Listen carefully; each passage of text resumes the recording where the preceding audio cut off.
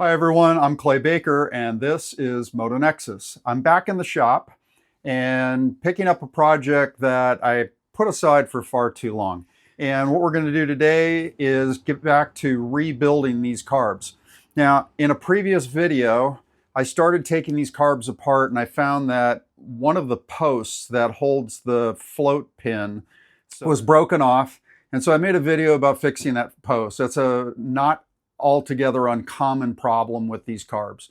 So what we're going to do today is get these apart and show you how to take them apart, how to inspect them, and then we're going to rebuild with some brand new rebuild kits. Between the last video and this video, since I had the carbs already taken apart, I did some cleaning and some polishing, and as you can see, they're very pretty, which is how I like them to go back on. Nice clean brass everywhere. I'll talk about how I did the cleaning and polishing, but we don't need to watch all of that. So let's get to it today on Moto Nexus, rebuilding a set of CB450/CL450 CV carbs. So let's start with disassembling these carbs. So we're going to start with the no tools part, which is to remove the float bowl. On these, there's just a spring clip, and the float bowl will come right off. Now let's lift out the gasket. That's not in too bad a shape.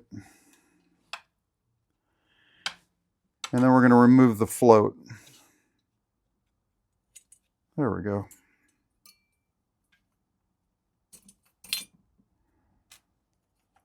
And there's our float. Now, in this piece of brass here, we've got our needle valve. We'll come back to the brass later. Let's remove the top cap. Remember, JIS screwdrivers. There's just 2 screws. We'll just loosen both sides. Now, if yours is a little stuck, just tap on it a little bit and it should come right off. And there's our top cap.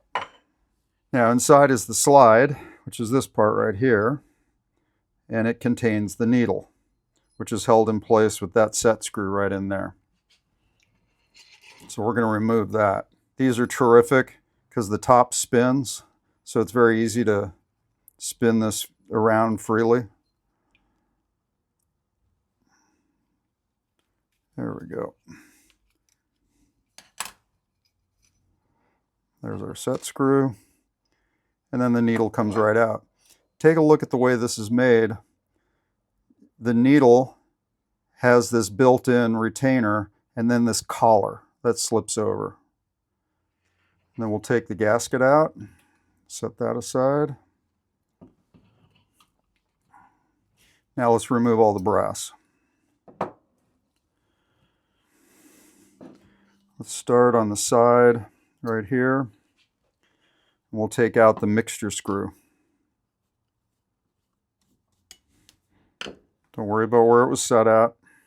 We're going to change that. We're going to fix that later.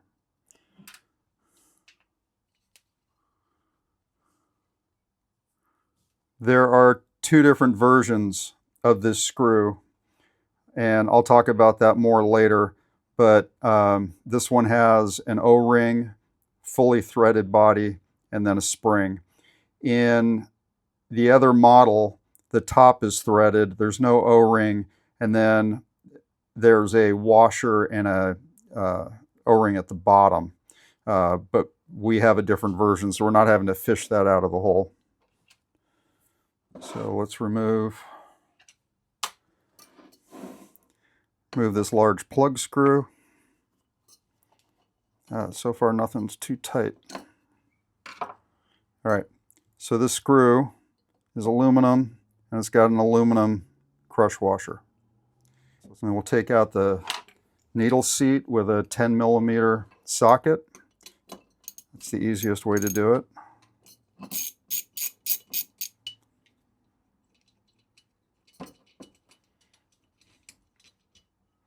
And you'll notice there's a aluminum crush washer on this as well.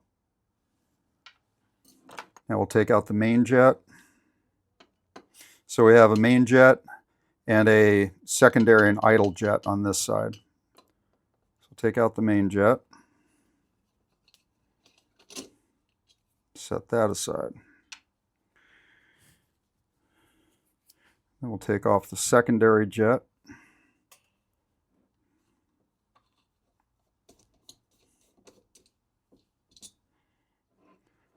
Now, down inside, that's the emulsifying tube, and down inside of there is the idle jet. Let's see if we can get a good shot in there. Okay, so just a flat blade screwdriver. Let's carefully unscrew the emulsifying tube. There we go. That's what that looks like. You can see there's a series of holes in the side of that with a hole right through the middle. And it's these holes at different throttle levels that'll control not only the mix, but the amount of throttle that you can get. Sometimes at the upper levels, these holes get clogged, and that's where you can't get that upper range. And we'll go back to our smaller screwdriver, and we'll take out the idle jet. These are delicate little critters, so please be careful. You may need to spray down inside here, you know, with some something to loosen any threads or corrosion. Remember, if you haven't already had yours apart, there could be not just corrosion, but they could be seized a little bit, and these tips break off, and trying to get them out of there is really a job. You don't want any pieces of metal left inside of your carb. So very important. Spray some PB Blaster, WD-40, whatever, and let it sit a while, then come back and start taking this stuff out if you haven't had it open before and you don't know if it's been cleaned before. Down inside is what's called the discharge nozzle. Let's see if we can get you a shot of that. And it's that piece of brass right there. And we're going to want to push that out. And the way we're going to do that is with a punch. If I'm lucky, I'll be able to just push it out.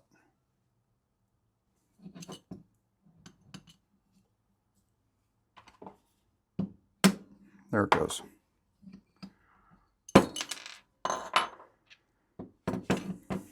There's the discharge nozzle. And you can see it has a blunt side and a tapered side. It's a little sharper on that edge. Okay.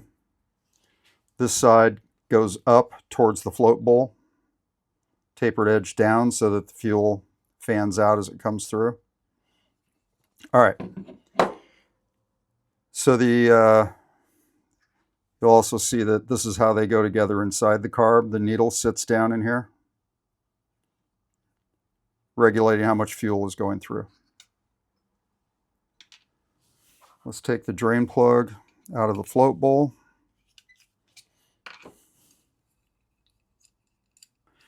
This is a late style drain plug.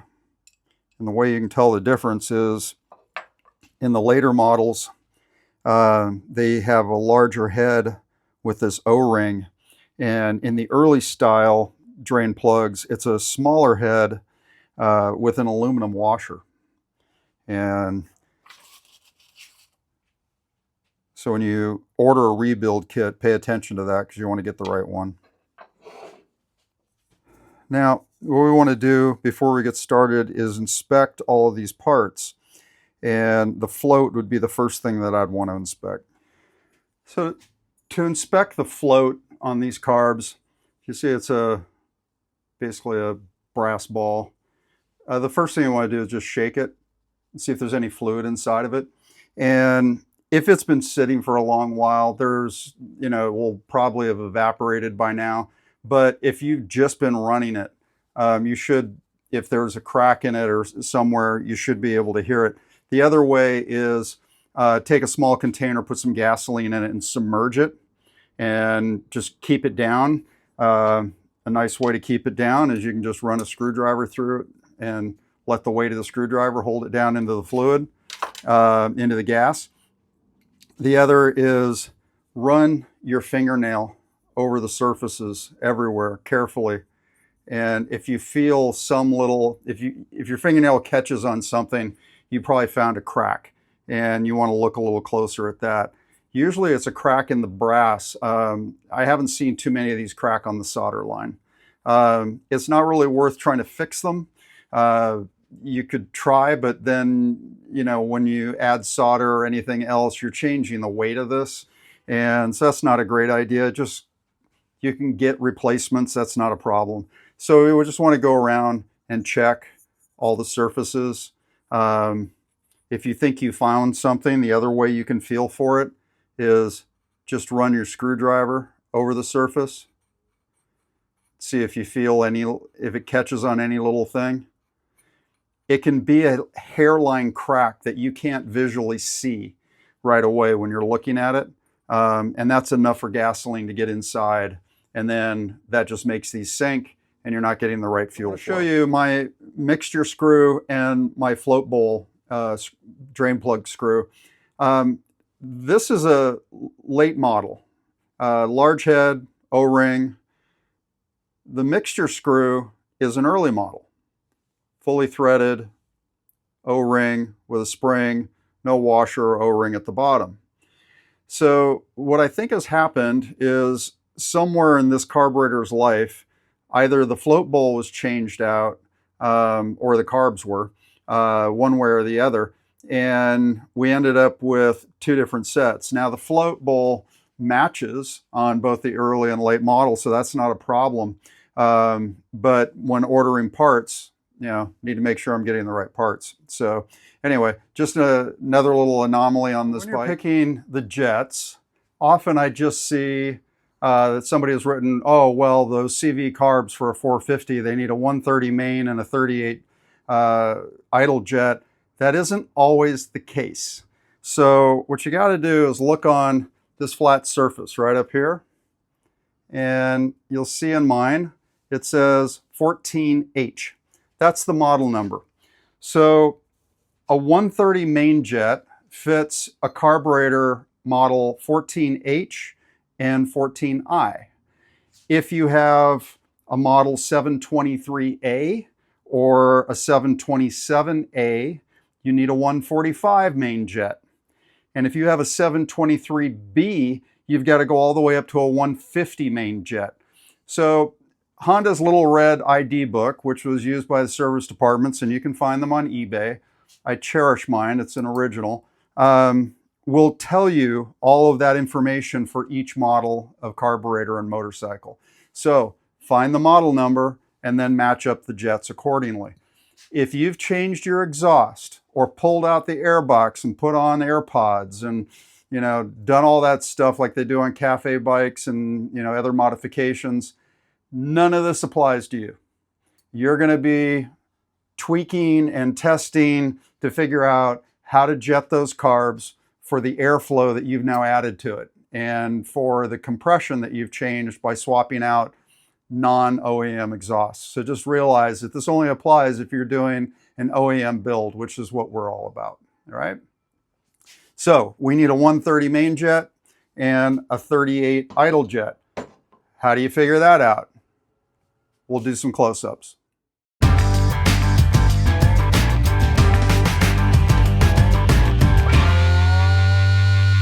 So let's talk a little bit about how I clean and polish these carbs.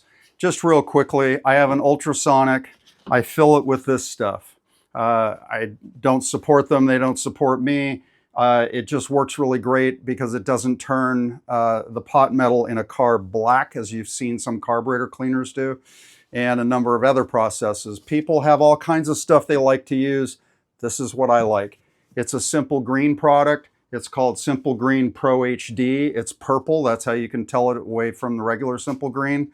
They also make one for aircraft aluminum, which also will give you the same safety of not ruining your aluminum on your carburetors. That's my fluid. I use it straight at 100%. You can dilute it down, I think 50% or as much as you want. I just buy 2 jugs, fill the machine, and run them with the heat turned all the way up, and let them run for 20 minutes, come back, shake them up, run it again, and then wash them all out. Another part of the process that I use, these carbs were particularly dirty and nasty on the outside. And so with my blast box loaded with soda, which you can just buy at Harbor Freight in big bags, I use a fine or a medium media and sandblast the outside of all the parts, sandblast, soda blast the outside of all the parts to clean them up. You can then put it into the ultrasonic with the simple green. Any soda that's in there will fully dissolve. It'll dissolve in water. So you don't have to worry about that stuff getting jammed up inside the passageways of the carb, especially with some heat turned on and the vibration. It will all wash out. Once I've done that, I take the parts to my sink, rinse them off completely, and then go to the compressor and blow out everything. I don't leave any water behind. I blow all the passageways out, make sure that there's no particles of any kind can be left inside. Now, to polish them up, to get this finish, you can see how clean all the brass is. I use this little tool in a Dremel. So, get you a close-up of it. I buy these in packs. It's sort of like Scotch-Brite material, but in discs. Let me show you one that isn't all worn out. They come in different grits. These are polishing pads, right? Different sizes. These are specifically for polishing. They're not going to take material off. They're very gentle. And as you use a large one, they will just disintegrate. Again, you need to blow the carb out, make sure there's no debris left behind when you do this. Any spots you can't get to with that tool, I just take the disc itself, squish it up, and get in there and work it by hand. So you don't have to do all of this, but after you've cleaned a set of carbs, this metal will start to oxidize, and you're going to end up with that finish in there, okay? And it's kind of powdery on your fingers and doesn't look real great, right? So if you're going to go to all this work to rebuild a carb and make it look great, because it is a very visual component on a vintage bike, you know, I take the extra trouble to go ahead and polish up the whole carb body. All right, to start rebuilding these carbs, we're just going to do this process in reverse, but with brand new parts. So we'll look at first the discharge nozzle. And what we want to do is, this is the main jet hole, and we want to have this blunt side facing up into the carb bowl, right? That tapered side goes inside. So notice the difference. Blunt side, tapered side. And just get it in there and just drop it in. Now, a little trick that I use to check all the jets and the emulsifier tube is, I took a piece of cardboard and I punched a small hole in it with a leather punch, and then I put a flashlight behind it. And now when I hold a jet over it, or in this case the emulsifier tube, I can see perfectly clear through that, and I can also check that I can see through all of those tiny holes. I don't need to run a guitar string through there to see if there's anything in the way, because it'll show up right away as a little like hangnail or something in the hole if there's anything blocking any of these holes. It's an excellent way to check inside of all of these. In fact, you know, especially with the jets, that's super critical. When I put these parts back together, I like to put just a little bit of oil in there. So the way I'm going to do it, this is just some Marvel Mystery oil, just any kind of light lubricating oil. Get a little on the threads, drop it in. Notice I didn't hammer in or punch in the the discharge nozzle because we're going to just press it in by screwing in the emulsifier.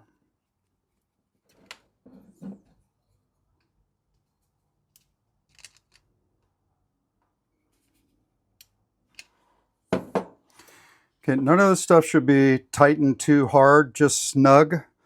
We don't need to get crazy cranking on anything.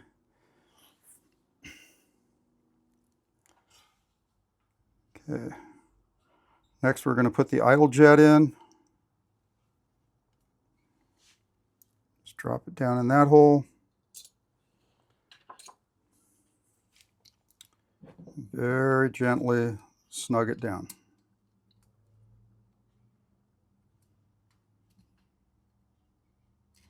Doesn't take much to seat it. Then we'll put the secondary on. Just dip that one.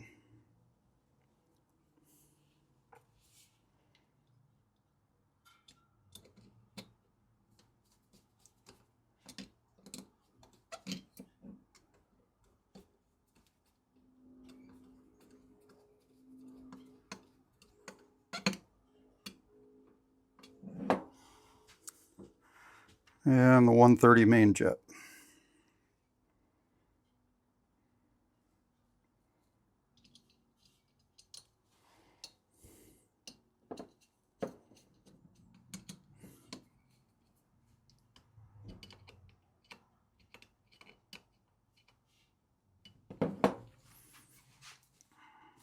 Now we've got a brand new float seat with a new aluminum crush washer. Let's get a little bit of oil in that. Drop it in. We'll just get it started with our fingers. Don't want to cross thread anything. And then screw it down with a 10mm socket. Finger tight is probably fine.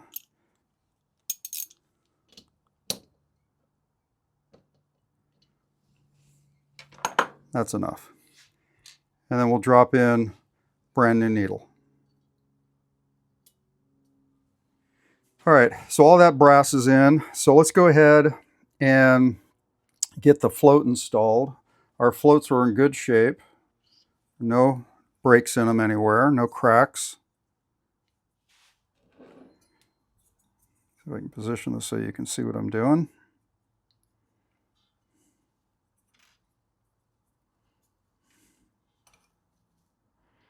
We're just going to slip that through just like that.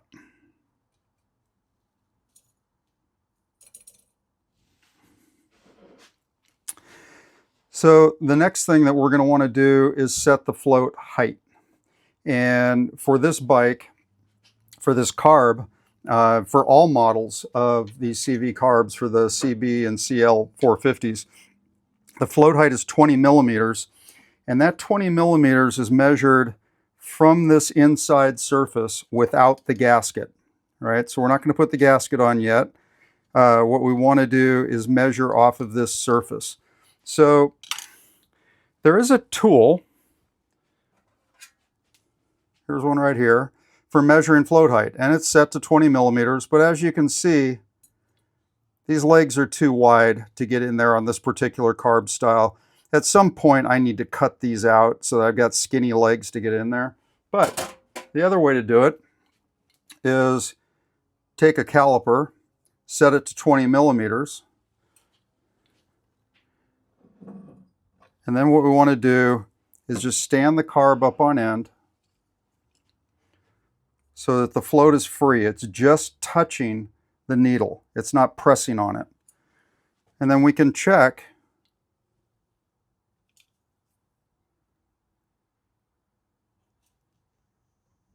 See, so clearly I'm way too high right now. So the tang in here needs to be pulled up so that the float will sit down at 20mm. So let's do that.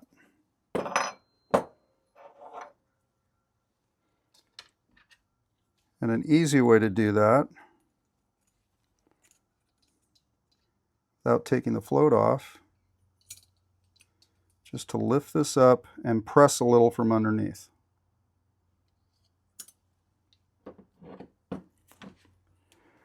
Now that happens to be where it's touching right there. And that is dead on. If you can see that.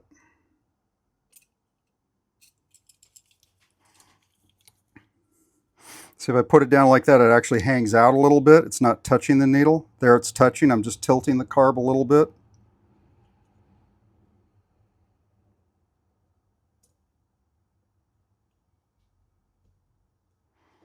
I could probably bring it in just a tad more, which I will do.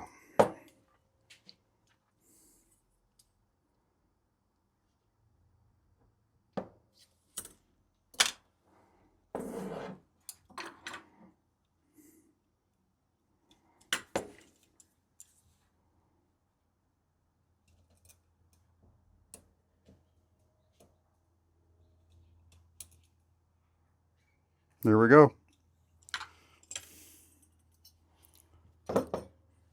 Now we can install the new gasket.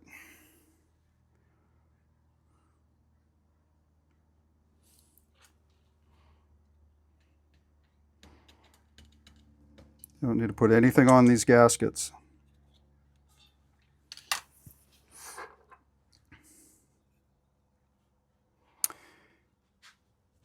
The float bowl can only go on one direction, and the spring clip can only come up one direction. So make sure your spring clip is pushed over to this side, so that when you put the float bowl on, it just slides right up the ramp.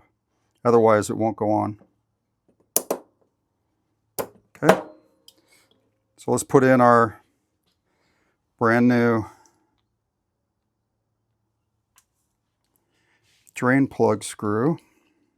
You can't do that with the spring clip on.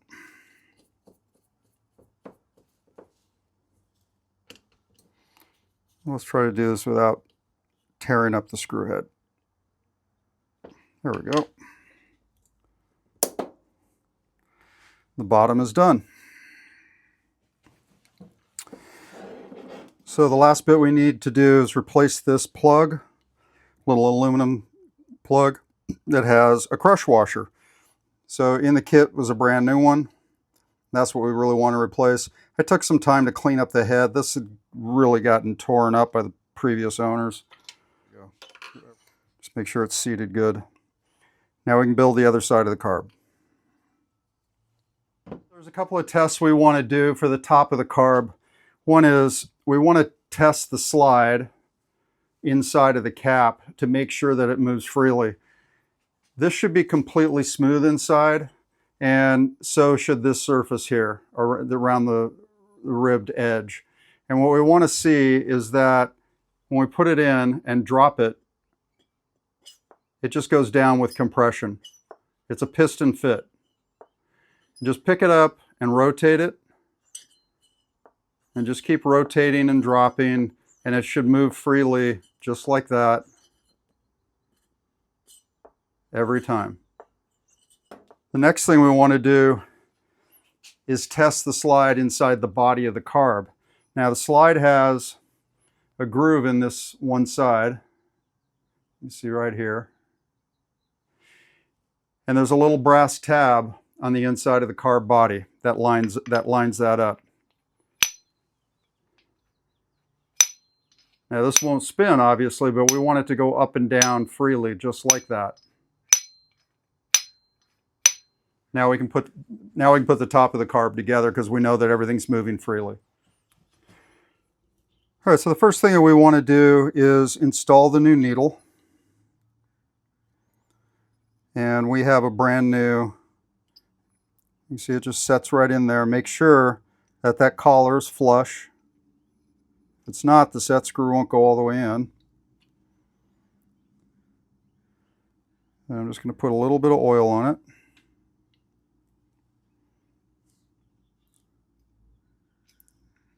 Nice to get a brand new set screw in this kit.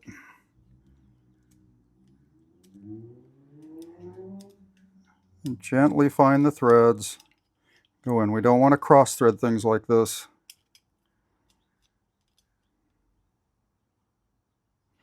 Now test it. Okay, it shouldn't pull out.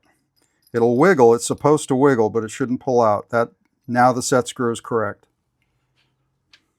Now we can turn the carb over, put our brand new gasket in place.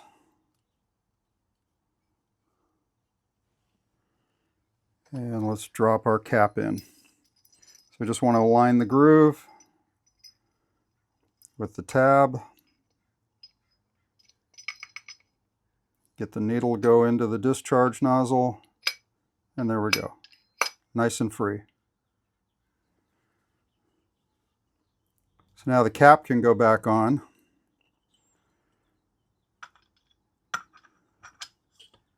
Again, no grease. These parts go together dry. One other thing I want to point out is this plastic centerpiece. Sometimes those crack. Ours is in great shape, but if there's a crack, it's going to suck air, and then this mechanism isn't going to work correctly. The slide won't go up and down. If you have a crack, there is no replacement part, but what you can do is just put some clear epoxy over the top of the plastic, let it dry, and that'll seal the crack. You don't want to try to seal from inside or anything, just do it out here, and that'll be sufficient. Lined. And I cleaned up these screws a little bit. They're not great. Maybe I'll replace them one day. What I do want to do though is put just a dab of anti-seize on them, because these screws tend to get all carved up on top from people using Phillips screwdrivers and other nonsense.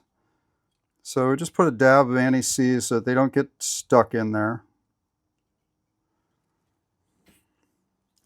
Use a JS screwdriver, because that's what they are.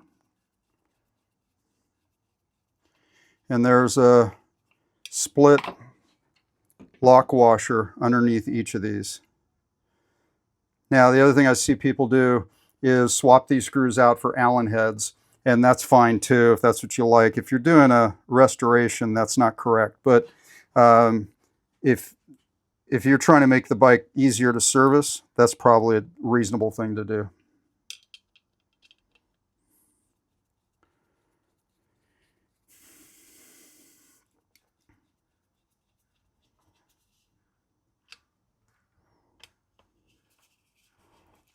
Again, I don't want to get crazy cranking on these screws. I just want them evenly tight. Snug, not tight. All right, so the last part to put into this carb is going to be the idle mixture screw, which will go right here. And we have a couple of steps to do that. Here's our parts. We've got a new mixture screw, new spring, and a new O-ring.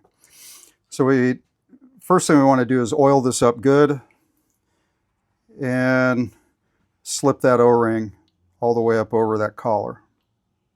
So one approach that I like to do with this O-ring is a bit tight, is I slip a little tool under. It could be a skinny screwdriver, or in this case, this pick. I slip it in between, and then I can use the pick and my fingernail to just pull it down without damaging the O-ring. So now when I get to this collar, I can just stretch it over. And that's all there is to that. Now I'm going to re-oil this. A lot of that came off when I was doing that last step. Put on our new spring, drop it in.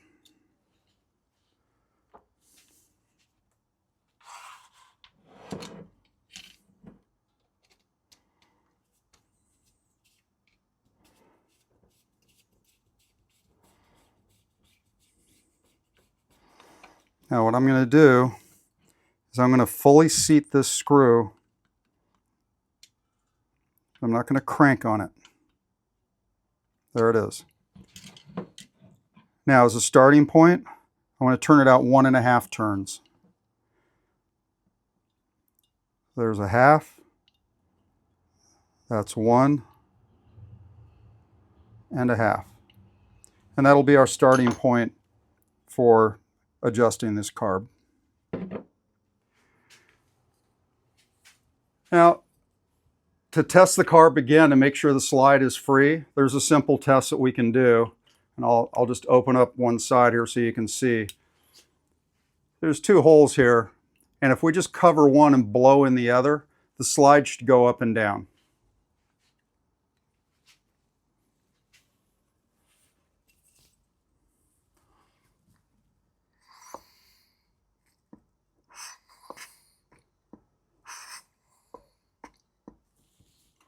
All right, so our slide is free and we can move on to the next carb. If the slide is not free and it's not moving easily the way that it should, there are some things you can do to try to correct it. First thing you can try is just loosen the screws on the top cap and then tighten it down again. If that doesn't work, try rotating the cap 180 degrees, screw it down again, do the test. If that doesn't work, you probably want to take the top cap and the slide apart and check the inside again. Maybe take a Scotch-Brite pad or like some 1000 grit sandpaper and just gently stroke the inside. And if there's any little imperfections that are holding it up, they'll probably show up as you're doing that test. But just clean the inside of the cap, start there, and then the inside of the body itself where the slide goes up and down. And don't stroke the slide on itself unless you feel some sharp edge or something that could be hanging up. That should do it. And if that doesn't work, the other thing you could try is, because I've seen this happen, you disassemble both carbs completely and you start to mix up parts. And so maybe this cap belongs on the other carb and vice versa. So you could try that. Just swap the caps and see if that solves the problem, or swap the slides and cap, whatever. Some combination probably corrects the problem because they were probably working before. So that's it. We can go on and build the other carb. And then the final step is going to be to bench sync these carbs so that they respond exactly the same. So I'm going to do a different video or another video that shows how to bench sync. A lot of the syncing will also occur in the throttle cable itself because you've got a single cable pulling on two sides, and we got to make sure that they operate exactly the same. So thank you for watching. I hope you got something out of this. If you've got a CV carb to rebuild, hope this helped. If you know somebody that it will help, please pass this along, send them the link. Please subscribe. It helps us out so much when we build our subscription and base. And like the video if it helped you in any way. Pass it around. Tell your friends. Love to get your feedback and your comments. It's always helpful, and I try to respond to every comment that I get.